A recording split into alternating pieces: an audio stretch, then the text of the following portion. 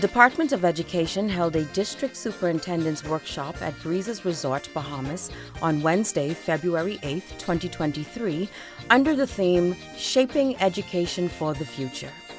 The workshop, which put emphasis on leadership, was attended by district superintendents from all across the archipelago.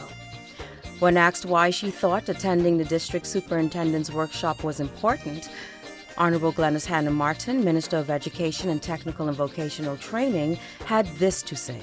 The district superintendents sit on a mountain of oversight obligation, and much of what happens in the educational system, success of it, depends on those individuals in there.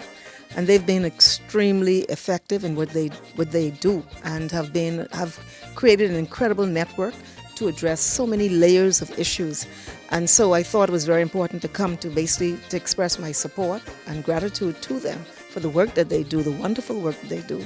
But secondly, to also challenge them on the current times that we exist in and coexist in, so that we are able to bring new vision, I guess, new sightings to the new problems that are on the horizon as we speak, so that we're able to really, create the outcomes that we want to see.